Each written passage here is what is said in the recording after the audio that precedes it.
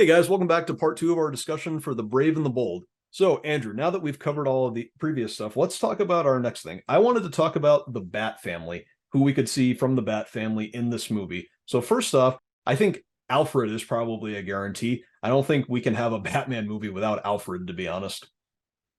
Yeah, that feels like basically a guarantee. I don't think has there ever been a Batman movie without Alfred in some capacity? I don't think so. No, we've always had Alfred. And again, I don't know who they're going to cast, but I'm looking forward to seeing it happen. But other than that, one person who I think should appear in this movie, I mean, they don't have to, but it would be nice. I think Nightwing should appear in this movie, or just Dick Grayson. And the reason I say that is because in the comics, Dick Grayson is usually a big part of Damian's journey as Robin. So I think having him in this movie, and if he has a big part or a smaller part, I guess it's unknown, but I think he should still appear just because of how essential he is to Damian in the comics. Yeah, that tracks. I can see that happening. And correct me if I'm wrong, that'll be the first big screen adaptation of Nightwing. Yeah, of Nightwing at least. Yep. I mean, that feels like it tracks. I could definitely see that being interesting, happening. Yeah, absolutely. And I think that it'd be a really nice way to get some justice for the character because Dick Grayson, obviously, his last big screen appearance in Batman and Robin wasn't very loved. And we did see a version of Nightwing in the Titans TV series, which I think did pretty good. But I'm excited to see what a big screen version of Nightwing could be. But other than that, here's a question. Do you think Batgirl should appear in this movie, or do you think that she could? And if she does, do you think she should be Batgirl, or would you like to see her as Oracle? Well, considering the fact we've never seen Oracle on the big screen, we've seen Batgirl, but that was in Batman and Robin, and that whole movie was a mess. But that's a conversation for another time. I feel like, again, since at this point in kind of Batman's story, we're kind of doing the whole Bat family, I feel like Batgirl would be a good choice to add. I feel like she's a pretty big part of it in the comics. So I feel like her not being there would feel like a big piece missing. So, yeah, I could definitely see her being part of it. Again, I don't know how big of a role she'd have, or she'd kind of come in and out of the story, kind of like Nightwing, maybe. But yeah, I could see that being a part of it. Do you think that if she does appear, do you think this could be a great way to bring back Leslie Grace, considering how her Batgirl movie was canceled and they decided not to release that? Do you think they could bring her back for it, or do you think they should probably get a new actress to play her? I would say get a new actress because I think trying to explain a character whose movie basically got completely thrown in the trash would be kind of a weird tie-in. Plus, I think Warner Brothers kind of wants to sweep that movie completely under the rug. Yeah, I get what you mean. But yeah, either Nightwing or Batgirl, I think it'd be interesting to have them in the movie. One character who I actually would really like to see in the movie and just see on the big screen would be the character of Red Hood, aka Jason Todd. I think that he could factor into the story really well because if you think about it, both he and Damian have connections to the League of Assassins. Damian because he's the grandson of their leader, Ra's al Ghul, but also because with Jason Todd, he was resurrected by the League and became Red Hood. So I think that having him factor into the story some way could be really interesting. I agree. I think he would be a good choice for the villain of this movie, I think, especially because we talked about this in the last episode. A major part of this movie is probably going to be the relationship between Bruce and Damian. So having the villain be Bruce's biggest failure in Jason Todd, I think would be a really great dynamic villain arc to add. Yeah, that's actually a really good point. I think that that could be really cool. And if you think about it, it really could be like one of the ultimate Batman and Robin stories. You have a Batman working with a new Robin who's actually his son, and you have them going up against the Robin who Bruce had failed. That could be a really great Batman and Robin story overall. Yeah, and then maybe have I know we only rarely talked about it, but maybe have Nightwing kind of as like a mediary, like somebody who doesn't outright, but maybe has some issues with how he handles things. Yeah, I agree. I do think that, well, usually when you have a new Batman franchise, characters that I'm always hoping make an appearance at some point would have to be characters like Commissioner Gordon and also Catwoman, because, they're both really essential parts of Batman's life, just in the comics in general. But here's the thing. Do you think that bringing them into the movie might not be a great idea since, it's likely that they're both going to remain a big part of the Batman franchise. since we saw him in the first movie, and it's likely that they're both going to be returning in the future. Do you think that we should see versions of Gordon and Catwoman in this movie as well? Because again, it might be okay with using two different Batmen since you're portraying them differently, but using so many different versions of the same characters in two different franchises might get confusing and repetitive. Yeah, I feel like Gordon you could do because Gordon is to me is kind of like Alfred. He kind of needs to be there. It feels would feel weird to not have him. Right. Catwoman, I don't know because again, yeah, I definitely see where you're coming from using the same characters in a completely different franchise. But again, having her not be there, it would feel kind of weird. That's a tough one. Not gonna lie. Yeah, it is tough to when you're creating new franchises, you do want to include all the people who are usually big parts of Batman's journey. And to me, that's always Alfred, Gordon, Catwoman, Joker, and honestly, Two Face, actually. They're all big parts of Batman's life, not just in the movies, but also just in the comics as well. And it's hard to picture a new franchise without them. So that's why I kind of bring that up. But at the same time, I just keep thinking, having this franchise coexisting with the other, it just might get repetitive and confusing for audiences. I don't know. Does that make any sense? No, it does, and it's again that's kind of a tough one to make a decision on. Yeah, I get it. We'll tell you what. How about I ask you this? So, when it comes to the Bat family, which Bat family members would you like to see most? It could be characters that we just discussed or just different characters. Like, who would you like to see most? Well, again, I would like to see a good version of Robin because we've only had one on-screen version, and it was not a good version. And yeah, Robin, Nightwing, again, Batgirl could be fun. And again, I think Red Hood is the villain. I think would be kind of like your best option for a nucleus of a Bat family, shall we say? Yeah, absolutely. And that'll bring us into the next part of the discussion. So, why don't we talk about the villains that could be in this movie? So, obviously, like what we were just saying, Red Hood, that could actually be really cool. But what do you think his motivation could be throughout the movie? It's a good question because again, I really do think Red Hood would make the perfect big bad for this movie. So maybe okay, I'm gonna go with something similar to what we're seeing in the Insomniac Spider-Man 2 that's yet to come out, or what we've seen so far in the trailers. I think we're gonna start with the Bat family going up against Ra's al Ghul, who is trying to do something in Gotham. I don't know if he wants to destroy it like he did in Batman Begins, or he wants to just challenge Batman to see if he's worthy to take over the throne, kind of like in was that Arkham City? No, that was Arrow, right? Arrow and also the animated series from the 90s. And in the animated series, how did I forget about the nine animated series? To be something similar to that, and as the Bat family is fighting with Ra's al Ghul in the League of Assassins, League of Shadows, whatever they want to be called that day, then somebody, a mysterious third party arrives and starts taking out characters on both sides. And then that kind of brings together the two sides in like a momentary ceasefire to figure out, okay, who is trying to take out who's trying to take out our families? Like what connections do we share? And then go from there. Right. Yeah, I think that that could be really interesting. And again, I think Red Hood could actually be a great pick for the big bad of the movie. But if he isn't who they choose, if he's even in this movie at all, that remains to be seen. But I think a obvious pick would probably have to be Ra's al Ghul. And honestly, if he is the main villain of the movie, then cool. I think the character of Ra's al Ghul is really cool, and I'd be interested to see another version of him on the big screen. But do you think that he's a little too obvious for the main villain of the film? Maybe because, especially because Ra's al Ghul is a character we've seen on the big screen before.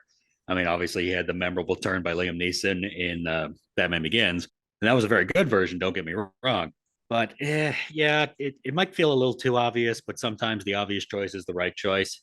Yeah, that is true. But do you think that since Damien's going to appear in this movie, do you think Talia is also a guarantee? Because she could just be hinted at, or she could actually make an appearance and have a big role. But do you think she's a guarantee?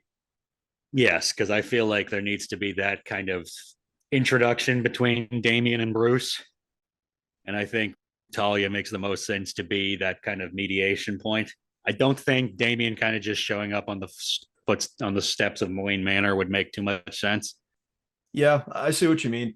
Well, either way, if Talia does appear or not, we'll see. But I think that if the League of Assassins really does play a big part in the story of the film, I think that we could see multiple villains who have, occasionally been members or associates of the leagues in the comics. And this includes characters like Bane or Deathstroke and Lady Shiva. And why don't we talk about all those three characters real quick? So Bane could appear in this movie, and I'd be all for it because I do like the character of Bane. I just like him as a villain. But do you think that since we've already had a couple of previous versions of Bane already, you think he should probably stay out of this? I'm gonna say yes, just because we've had two very different versions of Bane on the big screen already. We had the Batman and Robin one, which was a complete joke from the second he showed up on screen and didn't get any better throughout the whole movie. And then you had the Tom Hardy Bane, which kind of took away some aspects of Bane's character. Like they obviously he didn't have the hoses, he didn't have the lucha mask Or the Venom or anything? or the venom or anything. And Tom Hardy, I think, did a good job as Bane until the last act where they completely nerfed him beyond all belief and then killed him in the least climactic way I've ever seen. So this is kind of a toss up for me because, again, do I want to see another live action version of Bane, or would I rather see a good live action version of Bane? That is kind of a tough question. I get it. Well, I'll tell you what, why don't we move on from Bane? Why don't we talk about Deathstroke? Deathstroke could actually be an interesting pick because remember, when Ben Affleck was supposed to make his own movie, it was supposed to be Deathstroke as the main villain. And I think that could have been really interesting. And this could actually be an opportunity to redeem that by having him be the main villain. But at the same time, we already saw something like that in the animated film Son of Batman, where Deathstroke was the main villain going up against the League. And I think while I do like Deathstroke and I think he could be a great pick, I think that could make this movie too similar to that story as well. Yeah, I definitely see where you're coming from on that. But as somebody who is a big Deathstroke fan, I wouldn't mind seeing a live action version of Deathstroke on the big screen. Mind you, my favorite version of the character is actually Ron Perlman's version from Teen Titans, the animated series. Mine too. Yep. But that's a very different version of the character. I think we can agree. He's a little bit more cerebral, a little bit more of a master manipulator, on top of being a master assassin. Yes. But I think, yeah, I wouldn't mind seeing a live action version of Deathstroke. Maybe have him be sort of like maybe not a member of the League of Assassins, but maybe like a top mercenary for them. Again, kind of go back to the idea I had a few minutes ago, where it's like, okay, the movie starts where the League of Assassins is fighting the Bat family.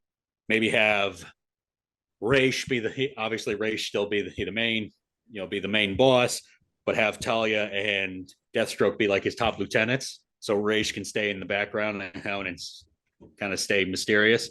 Or maybe have it be that Raish was injured in a previous battle and he needs the Lazarus Pit to heal himself. So these two have kind of taken the reins for the time being. Right. Yeah, that could be an interesting pick. But let's also talk about Lady Shiva because she's often been a member or associate of the League of Assassins in the comics. Now, I actually think Lady Shiva could be a great pick for the villain of the movie, like what you were saying with Red Hood, because Lady Shiva in the comics, there was a time where she led her own like little League of Assassins who were previously members of the League themselves. She led them to seek vengeance against the League, to retaliate against them. So that could be something that's explored in this movie. And Lady Shiva could actually be a great pick as the big bad because, well, here's the thing. Remember something.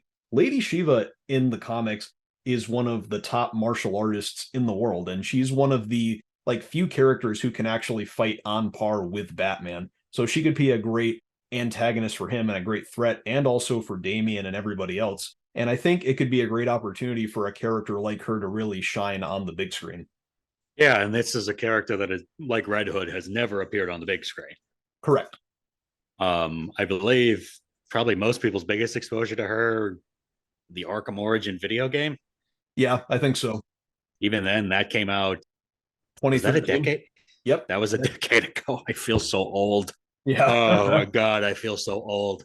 That would be an interesting one. I still think Red Hood would be the better choice, but that's definitely not a bad idea either. Yeah, I still think Red Hood would be probably a better choice, but if not, then Lady Shiva could be a great pick. And even if she's just in the movie at all, I think that could be really cool. Yeah, again, give some love to a character that is very intimidating and very, like you said, one of the few who can actually go hand to hand with Batman, but not a lot of people have been exposed to. Yeah, exactly. So I think she'd be really great to have in the film. Now, here's the big question. Now, this is something that I've been thinking about as well. So, do you think that this should be the movie that introduces the DCU's version of the Joker? I feel like this is a question we ask each other a lot. Yeah, yeah, I can see where you're coming from. And you mentioned a little bit ago, there's like a handful of characters you need and you think you need in every single Batman movie. Yeah.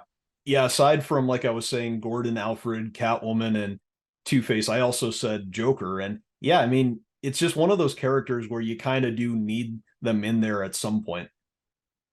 Yeah, and I don't know, man, because again, Joker is such an iconic villain that even when he's not the main character, like in Long Halloween, even Yes. though he's not the main villain, he still steals the scenes that he's in.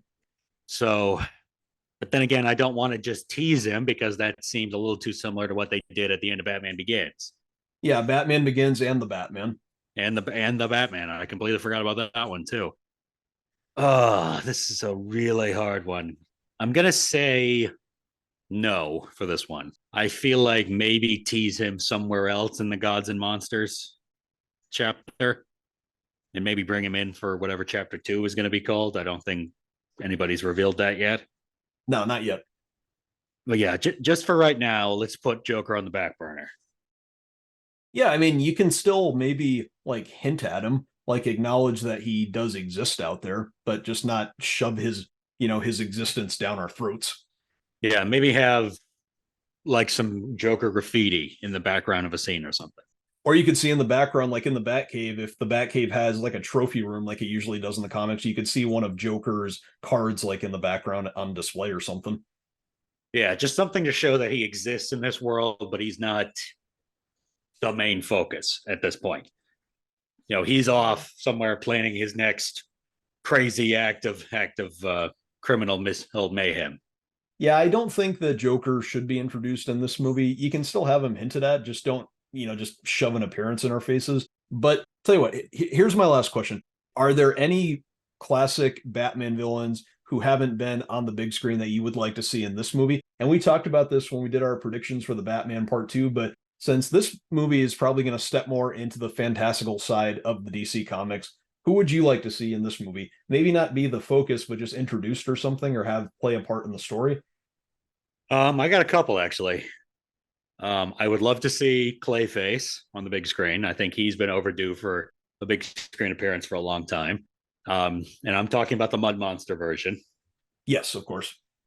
Honestly, if you want to do the twist from Arkham City, you can do the twist from Arkham City. And I think that just having him in this, that kind of relates to what we were talking about with the Batman Part 2, because we had talked about how there are rumors that he'll appear in that movie, but we're not really sure. But with this, since it's part of the new DCU, you can definitely have the full-on Mud Monster version of Clayface that we know. Yeah. I would love to see Clayface. I'd love to see a new version of Poison Ivy Absolutely. because I think, yes, she's been on the big screen before, but I don't think anybody will argue that Uma Thurman did a good job with her. But then again, that whole movie was a mess. So, and here's one that I don't think a lot of people would be expecting me to say, but I'm a big fan of them from the comics and especially the animated series. I would really like to see Ventriloquist and Scarface, actually. Oh, I'd love to see Ventriloquist and Scarface on the big screen. I think that they're actually kind of underrated in some way. Yeah, I definitely think they're underrated. And mind you, I don't think they're a big enough character to be like a main villain, but kind of be, maybe a minor antagonist, kind of like what Penguin was in the Batman. Yeah, I agree completely. And I think that by including them, you can showing villains who are lesser known villains, you could still have them appear in the movie without having them play a big role just to show, who does exist in the Batman universe as well. like just in there that world that this new Batman has been a part of. Yeah, again, I feel like, yeah, just because again we're going with the more fantastical superhero style. I feel like there's more characters you can draw from for bad guys, as opposed to the Batman franchise, which I still love. Don't get me wrong, but I think a lot more of those characters would be kind of a more difficult sell in the bit more grounded, gritty version of Gotham City. Yeah, I agree completely. Yeah, but I'd like to see characters like I'd actually like to see a live action version of Man Bat. I think that'd be really cool to finally see. Oh yeah, there's another character that we haven't seen on the big screen who I think could be really good and definitely would fit more in that kind of. Well, actually, I could see him fitting in the Batman universe more if they went with more of a kind of like mad scientist gone bad, which is what Batman Bat's origin was. Yeah, I agree. I think that he could be an interesting like villain to appear in the Brave and the Bold. Maybe not again, not as the main villain, but just have him appear like as an adversary. But I also think characters like I think Bronze Tiger could be an interesting pick, or maybe David Kane. Okay, those are a bit more kind of assassin version style characters, but they could also work. Well, yeah, and because if the League of Assassins does play a role, having those characters as well could be really cool to see. Yeah, because weren't those two supposed to be in Batman Arkham Origins and then didn't Right. make Yes. it in? Yeah. Yeah, no, there's like I said, there's a lot more you can draw from going with the more fantastic style of superhero movie. Yeah, I mean, when it comes to the villains, the possibilities are endless. But yeah, I'm excited to see whoever they bring to the table, and I have faith in them that they'll bring us something cool. All right, guys, I think that's going to be the end of our discussion. Thanks so much for listening. Don't forget to like and subscribe, and we'll see you later. Thanks. Bye.